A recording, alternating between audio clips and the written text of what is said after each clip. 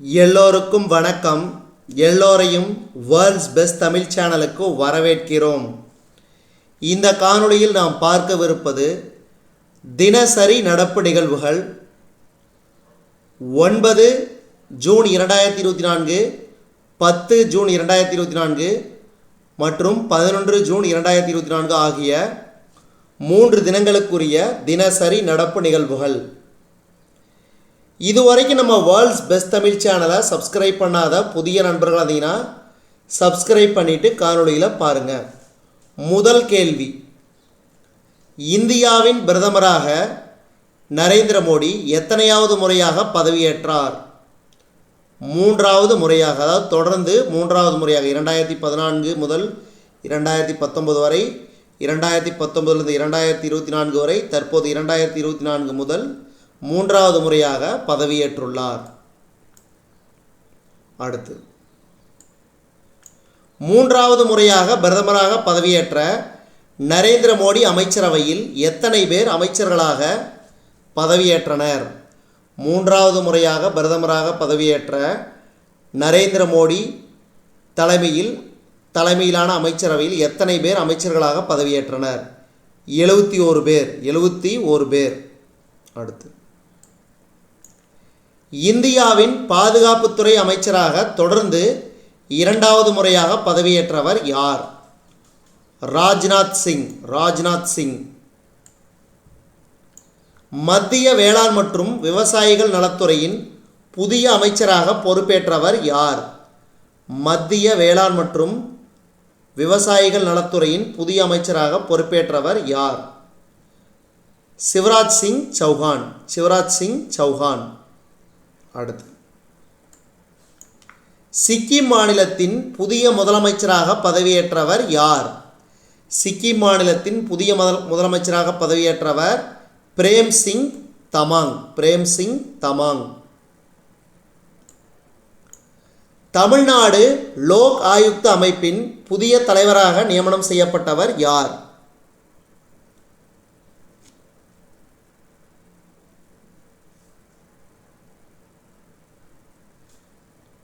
தமிழ்நாடு லோக் ஆயுக்த அமைப்பின் புதிய தலைவராக நியமனம் செய்யப்பட்டவர் யார்?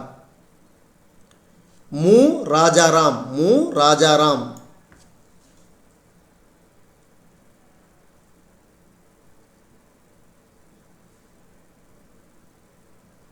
அடுத்து,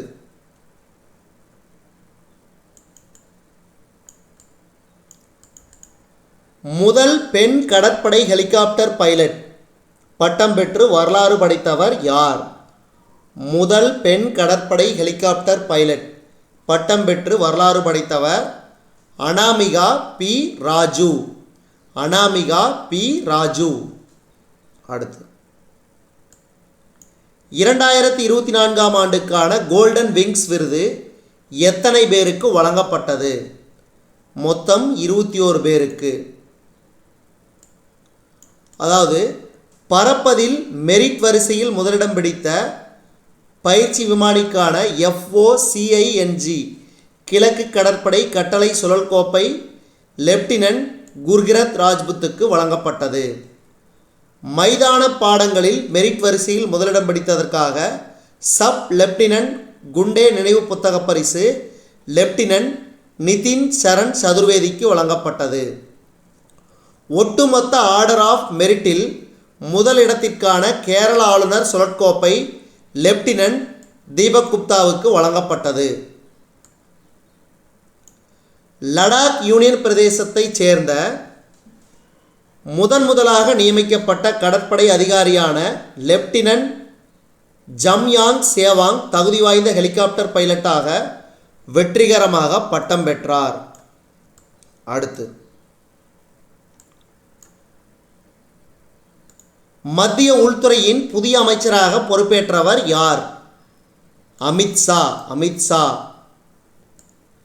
மத்திய நிதித்துறையின் புதிய அமைச்சராக பொறுப்பேற்றவர் நிர்மலா சீதாராமன். நிர்மலா சீதாராமன். மத்திய வெளியுறவுத்துறையின் புதிய அமைச்சராக பொறுப்பேற்றவர் யார்? எஸ் ஜெய்சங்கர். எஸ் ஜெய்சங்கர். மத்திய கல்வித்துறையின் புதிய அமைச்சராக பொறுப்பேற்றவர் யார்? தர்மேந்திர பிரதான். இவர்கள் நால்வரும் ஏற்கனவே 2019 அமைச்சரவையில் இடம்பெற்றவர்கள். அதே அமைச்சர்களாக மீண்டும் பொறுப்பேற்றுள்ளனர் என்பது குறிப்பிடத்தக்கது. அடுத்து, மத்திய நுகர்வோர் நலன் உணவு பொது விநியோகத்துறையின் புதிய அமைச்சராக பொறுப்பேற்றவர் யார்? பிரல்காத் ஜோஷி. மத்திய கலாச்சாரத்துறை அதாவது சுற்றுலாத்துறையின் புதிய அமைச்சராக பொறுப்பேற்றவர் யார்? கஜேந்திர சிங் செகாவத். அதாவது 2019 மத்திய நீர்வளத்துறை அமைச்சராக இருந்தவர் தற்போது மத்திய கலாச்சாரத்துறையின் அமைச்சராக பொறுப்பேற்றார். கஜேந்திர சிங் செகாவத். மத்திய சுற்றுச்சூழல் வனம் மற்றும் பருவநிலை மாற்றத்துறையின் புதிய அமைச்சராக பொறுப்பேற்றவர் யார்? பூபேந்தர் யாதவ். 2019 இவர் இதே அமைச்சராக பொறுப்பு வகித்தது குறிப்பிடத்தக்கது. அடுத்து, மத்திய மீன்வளம் கால்நடை பராமரிப்பு பால்வளம் மற்றும் பஞ்சாயத்து ராஜ் துறையின் புதிய அமைச்சராக பொறுப்பேற்றவர் யார்? ராஜீவ் ரஞ்சன் சிங். அடுத்து, மத்திய உணவு பதப்படுத்துதல் தொழில்துறையின் புதிய அமைச்சராக பொறுப்பேற்றவர் யார்? மத்திய உணவு பதப்படுத்துதல் தொழில்துறையின் புதிய அமைச்சராக பொறுப்பேற்றவர் யார்? Option A Chirag Paswan. அடுத்து, மத்திய சுகாதாரம் மற்றும் குடும்ப நலத்துறையின் புதிய அமைச்சராக பொறுப்பேற்றவர் யார்? ஜெகத் பிரகாஷ் நட்டா, அதாவது ஜேபி நட்டா. தற்போது சுகாதாரத்துறை அமைச்சராக ஜேபி நட்டா அவர்கள் பொறுப்பேற்றுள்ளார். அடுத்து, மத்திய தகவல் ஒலிபரப்புத்துறையின் புதிய அமைச்சராக பொறுப்பேற்றவர் யார்? அஸ்வினி வைஷ்ணவ். அடுத்து,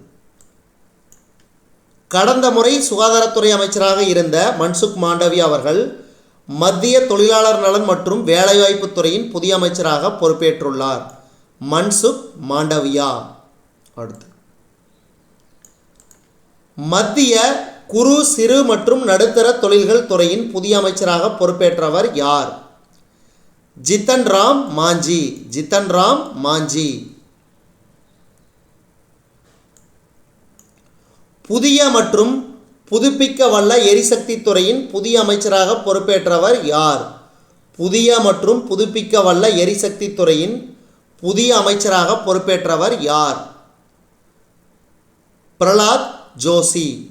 அடுத்து, மத்திய மின்சாரம் மற்றும் வீட்டு வசதி நகர்ப்புற மேம்பாட்டுத் துறையின் புதிய அமைச்சராக பொறுப்பேற்றவர் யார்? மனோகர்லால்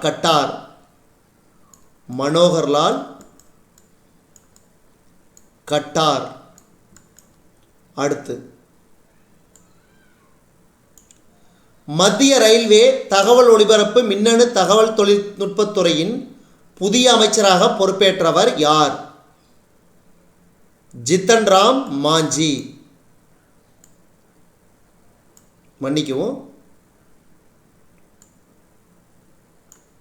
ரயில்வேக்கு அஸ்வினி வைஷ்ணவ்.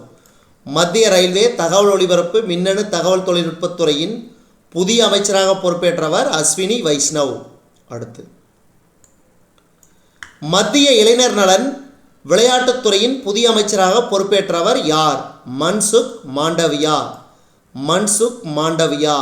அடுத்து, மத்திய மகளிர் மற்றும் குழந்தைகள் மேம்பாட்டுத்துறையின் புதிய அமைச்சராக பொறுப்பேற்றவர் யார்? மத்திய மகளிர் மற்றும் குழந்தைகள் மேம்பாட்டுத்துறையின் புதிய அமைச்சராக பொறுப்பேற்றவர் யார்? அன்னபூர்ணா தேவி. அடுத்து, மத்திய ஜவுளித்துறையின் அமைச்சராக பொறுப்பேற்றவர் யார்? கிரிராஜ் சிங். அடுத்து, மத்திய துறைமுகங்கள் கப்பல் போக்குவரத்து மற்றும் நீர்வழி பாதைகள் துறையின் புதிய அமைச்சராக பொறுப்பேற்றவர் யார்? சர்பானந்த சோனோவால். அடுத்து, ஒவ்வொரு ஆண்டும் உலக அங்கீகார தினம் எப்போது கொண்டாடப்படுகிறது? ஒவ்வொரு ஆண்டும் உலக அங்கீகார தினம் எப்போது கொண்டாடப்படுகிறது? ஜூன் 9. ஜூன் 9. தில்லியிலிருந்து லே வரை சென்று திரும்பும் சிந்து சிகர் கார் பயணத்தை தொடங்கி வைத்தவர் யார்? சஞ்சய் பல்லா. சஞ்சய் பல்லா. அடுத்து, சர்வதேச தொழிலாளர் மாநாட்டின் 112வது அமர்வு எங்கு நடைபெற்றது? சர்வதேச தொழிலாளர் மாநாட்டின் 112வது அமர்வு எங்கு நடைபெற்றது? ஜெனீவா. ஜெனீவா. அடுத்து, 32வது கேள்வி, எத்தனை கோடி ரூபாய் மதிப்பிலான நடந்தாய் வாழி காவிரி திட்டத்துக்கு மத்திய அரசு ஒப்புதல் வழங்கியது? எத்தனை கோடி ரூபாய் மதிப்பிலான நடந்தாய் வாழி காவிரி திட்டத்துக்கு மத்திய அரசு ஒப்புதல் வழங்கியது? ரூபாய் 11,250 கோடி. அடுத்து, தமிழ்நாடு மாநிலத்தில் எத்தனை கிலோமீட்டர் நீளமுள்ள சாலைகள் 4 வழிச்சாலைகளாக மாற்றப்பட்டுள்ளது? தமிழ்நாடு மாநிலத்தில் எத்தனை கிலோமீட்டர் நீளமுள்ள சாலைகள் 4 வழிச்சாலைகளாக மாற்றப்பட்டுள்ளது? 215 கிலோமீட்டர். 2024ஆம் ஆண்டுக்கான நார்வே செஸ் போட்டியில் ஆண்கள் பிரிவில் சாம்பியன் பட்டத்தை வென்ற வீரர் யார்? 2024ஆம் ஆண்டுக்கான நார்வே செஸ் போட்டியில் ஆண்கள் பிரிவில் சாம்பியன் பட்டத்தை வென்ற வீரர் யார்? Magnus Carlsen. Magnus Carlsen. 2024ஆம் ஆண்டுக்கான நார்வே செஸ் போட்டியில் பெண்கள் பிரிவில் சாம்பியன் பட்டத்தை வென்ற வீராங்கனை யார்? Wen Jun. Wen June.